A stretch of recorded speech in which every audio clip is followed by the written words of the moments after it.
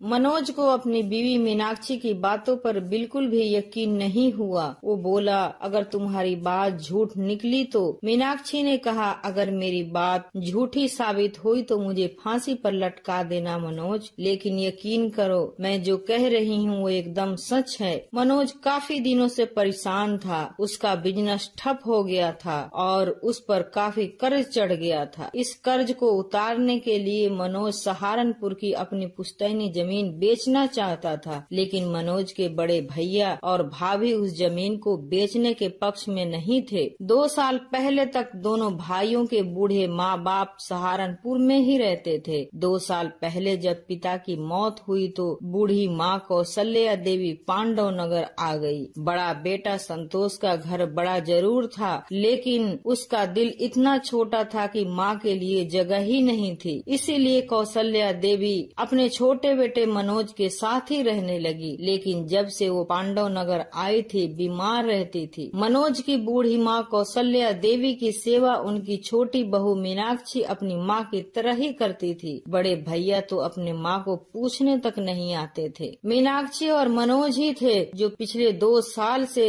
अपनी माँ की देखभाल कर रहे थे। माँ के इलाज में भी मनोज ने काफी रुपया कर्ज लेकर लगा दिया। जब मनोज की भाभी कुसुम के तीसरा बच्चा होने को था तब मीनाक्षी ही थी जो दिन रात अपनी जेठानी की सेवा में लगी थी। जब बच्चा हो गया और मीनाक्षी की जेठानी अपने बच्चे के साथ हॉस्पिटल से घर आई तो उसने मीनाक्षी की सेवा की एवज में उसके हाथों में नोटों की गड्डी पकड़ा दी, लेकिन मीनाक्षी ने वो रुपया नहीं लिया। भाभी को तब भी ऐसा लगा था कि मीनाक्षी उसकी इतनी सेवा रुपयों के लिए ही कर रही है। मनोज तो अपनी भाभी के इस आदत से बहुत गुस्सा हुआ, लेकिन मीनाक्षी ने उसे समझाया कि जाने दो, उनकी सेवा करना हमारा फर्ज है, वो हमें जो चाहे समझे, लेकिन हमारी नजर में वो हमारे बड़े ही रहेंगे। अपने छोटे भाई के घर कौशल्या देवी की इतनी सेवा देकर बड़े भैया को लगता कि सहारनपुर की जमीन को हासिल करने के लिए ही मनोज और उसकी बीवी माँ की इतनी सेवा कर रहे हैं, लेकिन ऐसा नहीं था। मीनाक्षी का स्वभाव ही ऐसा था कि उसके दिल में सबके लिए जगह थी। छोटे से घर में किसी तरह गुजर बसर करने के बावजूद वो कभी अपने पति मनोज से शिकायत नहीं करती। बड़े भैया और भाभी का रवैया मनोज और उसकी बीवी मीनाक्षी के लिए हमेशा से बुरा था। मनोज कभी अपने भैया भाभी के लिए बुरा बोल भी देता, लेकिन मीनाक्षी अपने जेठ और जेठानी की बातों को कभी दिल पर नहीं लेती थी। मीनाक्षी की इस आदत की वजह से उसका पति मनोज उसे बेवकूफ समझता था, लेकिन मीनाक्षी को इस बात की कोई परवाह नहीं थी। 15 दिन पहले ही माँ की मौत हो गई। माँ की मौत के बाद मनोज इस दुविधा में था। किसी तरह भैया और भाभी सहारनपुर के जमीन को बेचने के लिए राजी, लेकिन मनोज के बड़े भैया किसी भी कीमत पर अपने बाप दादा की जमीन नहीं बेचना चाहते थे। मनोज आज ही अपने भैया से मिलकर आया था और तब से ही बेहद परेशान दिख रहा था। अपने पति को टेंशन में देखकर मीनाक्षी समझ गई थी कि आज फिर से सहारनपुर के जमीन को लेकर उसके पति की बड़े भैया से कहा सुनी हुई है। मनोज की बीवी मीनाक्षी दिल की बहुत सीधी थी। वो अपनी जेठानी की तरह तेज होती तो शायद उसका पति मनोज इतना परेशान भी न होता। फिर भी मनोज अपनी बीवी से बहुत प्यार करता था। पांडव नगर कॉलोनी में ही दोनों भाइयों का घर था। मनोज के बड़े भैया बैंक में मैनेजर थे। वो चाहते तो अपने छोटे भाई का अपने बैंक से लोन करवाकर उसके अचार के बिजनेस को फिर से खड़ा करने में उसकी मदद कर सकते थे, लेकिन उन्होंने ऐसा नहीं किया। बड़े भैया संतोष के 3 बच्चे थे, जिनमें 2 बड़े लड़के शहर के बड़े स्कूलों में पढ़ते थे। मनोज की एक ही बेटी थी जो 6 साल की हो चुकी थी, लेकिन उसे महंगे स्कूल में पढ़ाने की औकात मनोज के नहीं थी। इसीलिए मनोज ने अपनी बेटी अनुराधा का एडमिशन पांडव नगर के सरकारी स्कूल में करवा दिया था। रात को मीनाक्षी की बेटी सो चुकी थी और मनोज भी अपने भैया के घर से मायूस होकर लौटा था। खाना खाते समय ही मीनाक्षी अपने पति से ऐसी बात बताई कि उसके कानों पर विश्वास ही नहीं हुआ। मीनाक्षी की बात को सुनकर मनोज थोड़ी देर खामोश हो गया, फिर बोला, मीनाक्षी मीनाक्षी, लेकिन यह बात तुमने मुझे अब तक क्यों नहीं बताई? मीनाक्षी ने कहा, माँ जी को मरे हुए अभी महीना भी नहीं गुजरा। इस बीच मैं इतना बिजी रही कि उनकी बात आपको बताना ही भूल गई। आज आपको इतना परेशान देखा तो मुझे माँ जी की वो बात याद आ गई जो मरने से एक दिन पहले ही माँ ने मुझे बताया था। सहारनपुर वाले घर के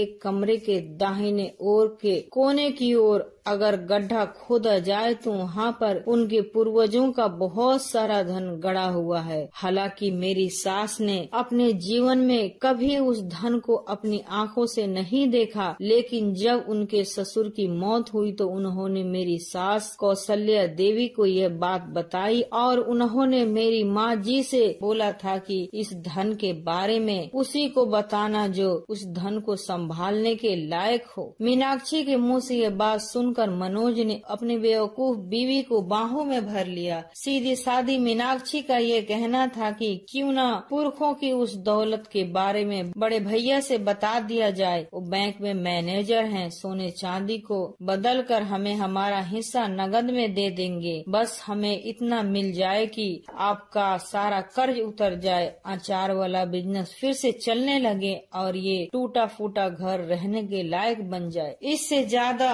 हमें और कुछ नहीं चाहिए। अपनी बीवी मीनाक्षी के भोलेपन वाली बात सुनकर मनोज ने झट से कहा, मीनाक्षी बेवकूफों वाली बात मत करो। भैया और भाभी को उस छुपे हुए धन की भनक लगी तो वो उसे पूरा हड़प जाएंगे और हमें फूटी कौड़ी भी नहीं मिलेगी। मेरे सर पर हाथ रखकर कसम खाओ कि कुछ भी हो जाए लेकिन तुम उस धन के बारे में कभी भी किसी को नहीं बताओगे। मीनाक्षी ने कहा, आप ठीक कहते हैं, मैं कसम खाती हूँ कि मैं यह बात किसी को नहीं बताऊंगी, लेकिन हम उस धन को कैसे हासिल करेंगे? मनोज ने कहा, मैं कल ही भैया से सहारनपुर वाले घर की चाबियां लेकर वहाँ निकल जाता हूँ। मीनाक्षी ने कहा, तुम आज ही भैया से सहारनपुर वाली जमीन के चक्कर में लड़के आए हो। वो तुम्हें किसी भी कीमत पर चाबियां नहीं देंगे। अगर उनकी मर्जी के बिना तुम सहारनपुर चले गए तो वहाँ के कई लोग तुम्हारे भैया के करीबी हैं, वो तुरंत उन्हें कॉल कर देंगे। कोई दूसरा उपाय हो तो सोचो। अपनी बेवकूफ बीबी की समझदारी भरी बातों को सुनकर मनोज सोच में पड़ गया। काफी देर सोचने के बाद मनोज के दिमाग में एक उपाय सूझा। उसने मीनाक्षी से कहा, मीनाक्षी कल सुबह ही तुम बड़े भैया के घर जाना और उनसे कहना कि ये वाला घर जिसमें हम लोग अभी रह रहे हैं वो उसे ले लें और इसके बदले में हमें सहारनपुर वाला घर दे दें। पति की यह बात सुनकर मीनाक्षी ने कहा, लेकिन क्या भैया तुम्हारी इस बात के लिए राजी हो जाएंगे? मनोज ने कहा, हाँ राजी क्या होंगे, बल्कि वो तो यही चाहते हैं। आज सुबह ही जब मैं उनसे सहारनपुर वाली जमीन को बेचने की बात करने गया था वो यही कह रहे थे कि ज्यादा कर्ज है तो मैं यह प्लॉट उनके नाम कर दूं, बदले में इसकी कीमत ले लूं या सहारनपुर वाली जमीन ले लूं। यह बात सुनकर मीनाक्षी बोली, ठीक है, मैं सुबह ही भैया के घर जाकर उनसे सहारनपुर वाली जमीन से इस घर को बदलने की बात करती हूँ, लेकिन अगर वो फिर भी सहारनपुर वाली जमीन को हमें देने के लिए राजी न हुए तो? मनोज ने कहा, तुम भी न कुछ ज्यादा ही दिमाग लगाती हो। अरे वो मेरे भाई हैं, मैं उनके रग रग से वाकिफ हूँ। असल में भैया बहुत पहले से हमारे इस प्लॉट को हड़पने की फिराक में हैं। सहारनपुर वाली जमीन देहात में है, उसके मुकाबले ये जमीन बहुत कीमती है। भैया ने मेरा लोन भी यही सोचकर नहीं होने दिया ताकि मैं कर्ज उतारने के लिए मजबूर होकर ये प्लॉट उन्हें दे दूं। इस तरह पांडव नगर में उनकी प्रॉपर्टी भी डबल हो जाएगी और हम जैसे गरीब रिश्तेदारों से उनका पाला भी छूट जाएगा। अगली सुबह मनोज के बड़े भाई संतोष अभी ड्यूटी के लिए तैयार ही हो रहे थे कि मीनाक्षी उनके घर पहुंच गई। मीनाक्षी की जेठानी कुसुम ने अपनी देवरानी को अपने घर देखा तो वो समझ गई कि इसे मनोज ने ही भेजा है। वो बोली, मीनाक्षी तुम दोनों पति पत्नी जो सोच रहे हो ना वो कभी नहीं होगा। वो मेरे सास ससुर की जमीन है, मैं ब्याह कर उसी घर में गई थी, मैं जीते जी तो उस घर को कभी बेचने नहीं दूंगी। मीनाक्षी ने कहा, दीदी मेरे पति पांडव नगर के प्लॉट प्लॉट के बदले में सहारनपुर वाला प्लॉट चाहते हैं। मेरे पति ने सोच लिया है कि अब वो पांडव नगर में नहीं रहेंगे। महंगा शहर है और कमाई कुछ नहीं, इसीलिए गांव में ही वो छोटा मोटा कोई काम कर लेंगे। आप यहाँ वाला हमारा प्लॉट रख लीजिए, बदले में हमें सहारनपुर वाला मकान दे दीजिए। मीनाक्षी की यह बात सुनकर उसकी जेठानी कुसुम के चेहरे पर खुशी झलकने लगी। वो बोली, मीनाक्षी, मैं तो कब से अपने देवर को यही बात समझा रही थी कि पुश्तैनी जमीन बेचने से अच्छा है कि वहीं जाकर रह लो, लेकिन उसे मेरी बात अब समझ आई है। मीनाक्षी के जेठ संतोष ने मीनाक्षी के मुंह से ये बात सुनी तो वो बोले, मीनाक्षी देखो, मैं मनोज का सगा बड़ा भाई हूँ, उसके भले की ही सोचूंगा। आज ही मैं यहाँ वाली जमीन के पेपर बनवा लाता हूँ, तुम दोनों पति पत्नी साइन कर देना और सहारनपुर चले जाना। मीनाक्षी की बातों से संतोष और उसकी बीवी कुसुम को लगा कि उनकी मांगी मुरादें पूरी हो गई। एक भाई की मजबूरी का फायदा दूसरा भाई न उठाए तो फिर भाई होने का क्या फायदा। शाम 5 बजे ही मनोज के मोबाइल पर बड़े भाई संतोष का कॉल आ गया और उसने दोनों पति पत्नी को जमीन के पेपर लेकर अपने घर आने को कहा। मीनाक्षी ने अपनी 6 साल की बेटी अनुराधा को साथ लिया और अपने जेठ के घर पहुंच गई। थोड़ी देर में मनोज भी जमीन के पेपर लेकर पहुंच गया। मनोज और उसकी बीवी मीनाक्षी ने गवाहों के सामने कागज पर हस्ताक्षर किए और तभी कुसुम सहारनपुर वाले घर की चाबियां लेकर आई और मनोज के हाथों में थमाते हुए बोली, अब सहारनपुर की जमीन तुम्हारी हुई, ये लो चाबियां। अब तुम लोग चाहो तो उस जमीन को बेच भी सकते हो। और सुनो, सहारनपुर की बस रात को 8:30 बजे खुलती है। दोनों अपना सामान लेकर अभी बस अड्डे पर चले जाओ, वरना आज रात की बस निकल जाएगी। मनोज और मीनाक्षी ने कुसुम की बात मानकर घर से जरूरी सामान लिया और बस अड्डे की ओर निकल पड़े। मनोज के बड़े भैया संतोष और उनकी बीवी पांडव नगर की जमीन हासिल कर बेहद खुश थे, तो इधर मनोज और उसकी बीवी मीनाक्षी भी सहारनपुर की बस में बैठे बड़े खुश नजर आ रहे थे। सुबह सुबह ही मनोज अपने छोटे से परिवार के साथ सहारनपुर अपने पुश्तैनी घर पहुंच गया। मीनाक्षी पूरे दिन पुराने मकान को रहने के लायक बनाने में लगी रही। शाम को मीनाक्षी ने पहली बार अपनी पुश्तैनी घर में खाना बनाया और बेटी को सुलाने के बाद अपने पति से बोली, मनोज, हम लोग सारा धन एक साथ नहीं निकालेंगे, थोड़ा सा धन निकाल कर पहले अपने अचार वाले बिजनेस को शुरू करेंगे और बिजनेस को इतना बड़ा कर लेंगे कि हमें अपने पूर्वजों का पूरा धन निकालने की जरूरत ही न पड़ेगी। मनोज भी कुछ ऐसा ही चाहता था, लेकिन इतने बड़े घर में वो धन कहाँ छुपा है, ये कैसे मालूम होगा। मीनाक्षी की सास कौशल्या देवी ने मरने से पहले मीनाक्षी को बताया था कि घर के अंदर वाले दाहिने ओर के एक कमरे के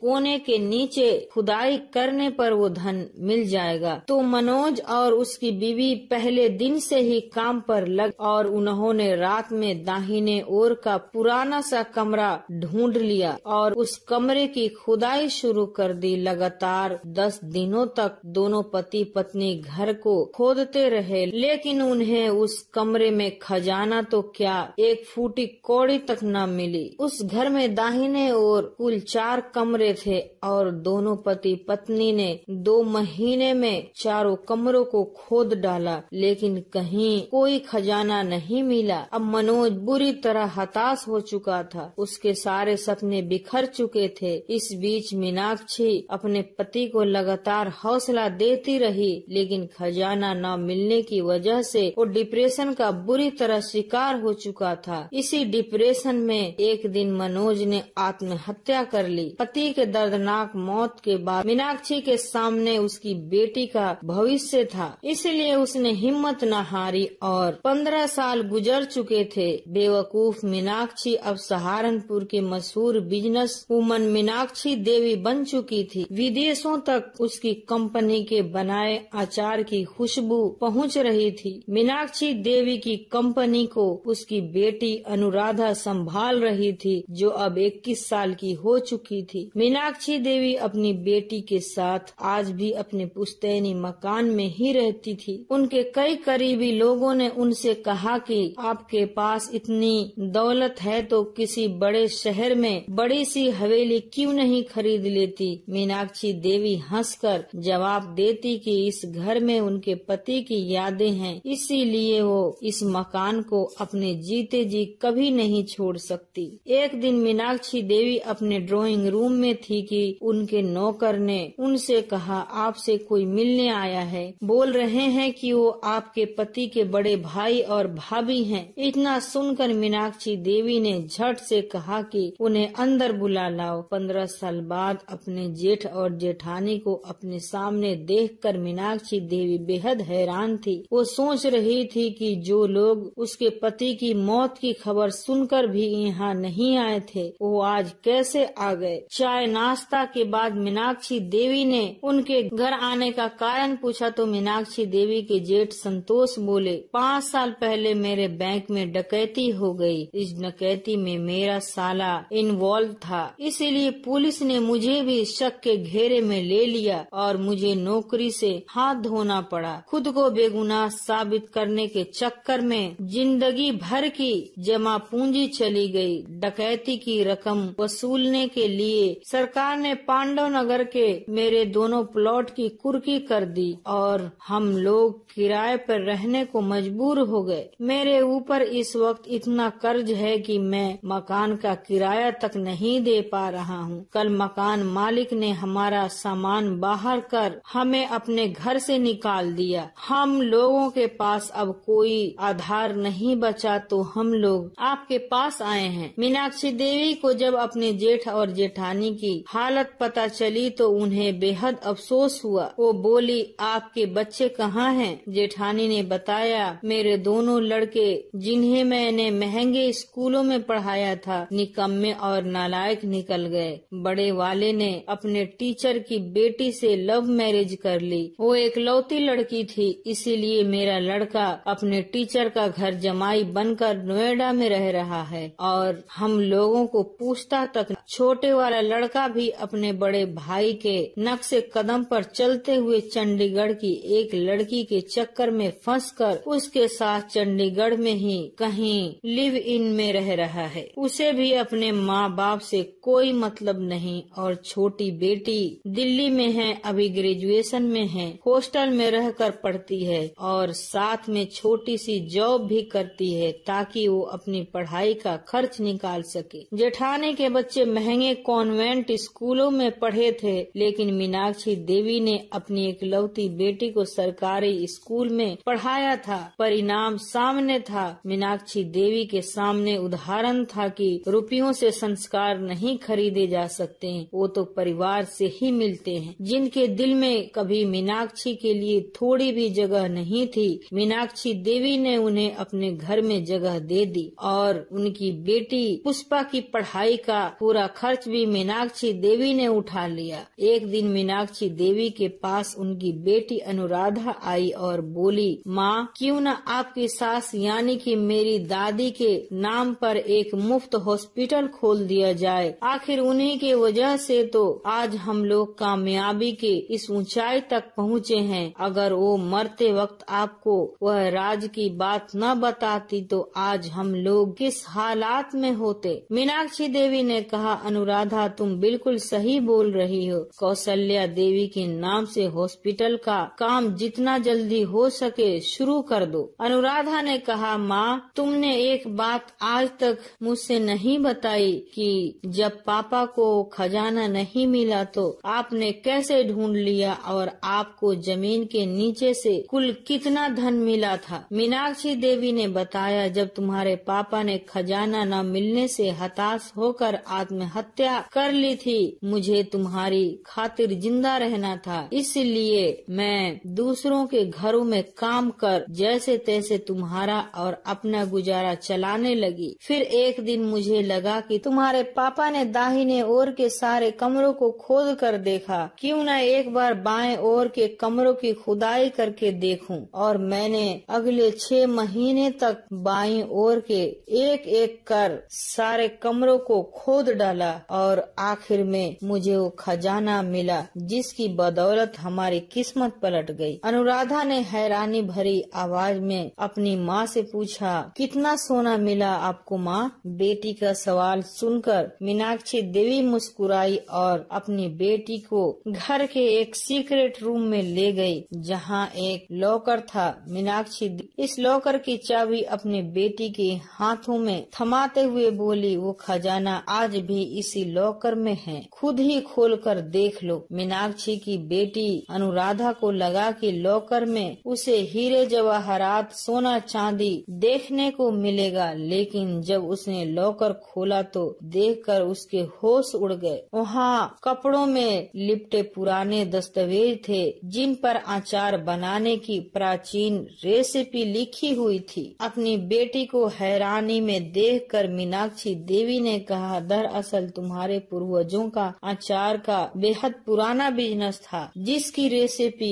केवल घर के बुजुर्ग ही जानते थे और मरने से पहले वो रेसिपी अपने सबसे भरोसेमंद औलादों को बता देते। तुम्हारे परदादा ने अपना वो पुश्तैनी काम छोड़ दिया, लेकिन उसकी रेसिपी उन्होंने घर के कोने में दबा कर रखी और मरते समय तुम्हारी दादी को बताया कि घर के कोने में जमीन के नीचे उन्होंने अपने पुरखों की सबसे बेशकीमती चीज छुपा रखी है। जब मुझे यह खजाना मेरे हाथ लगा तो मैंने इसमें लिखी रेसिपी के आधार पर अचार बनाना शुरू किया और बेचने लगी। देखते ही देखते मेरा बनाया अचार इतना ज्यादा बिकने लगा कि आज विदेशों तक पहुंच गया। अनुराधा को अपने पूर्वजों के खजाने का रहस्य मालूम चल गया था। उसे अपनी माँ की मेहनत और लगन पर बेहद गर्व हो रहा था। पूर्वजों के बेशकीमती खजाने की असली हकदार उसकी माँ मीनाक्षी देवी ही थी। शायद इसी वजह से उसकी सास ने मरते वक्त वो रहस्य अपने होनहार बहू को बताया था। कहानी से सीख, बुरे से बुरे हालातों में भी हमें अपनी मेहनत पर भरोसा होना चाहिए। सूझबूझ न होने की वजह से बड़े साम्राज्य भी मिट्टी में मिल जाते हैं। अगर कुछ करने का जुनून हो तो इंसान बड़े से बड़ा साम्राज्य हासिल कर सकता है। मीनाक्षी को पूर्वजों का कोई खजाना नहीं मिला था, बल्कि उसे पूर्वजों से मेहनत करने की प्रेरणा मिली थी, जिसके बल पर उसने अपनी किस्मत को बदल दिया। आपको यह वीडियो कैसा लगा कमेंट बॉक्स में जरूर बताएं। मेरे इस चैनल को सब्सक्राइब जरूर करें क्योंकि मैं आपके लिए लाती हूँ सबसे ओरिजिनल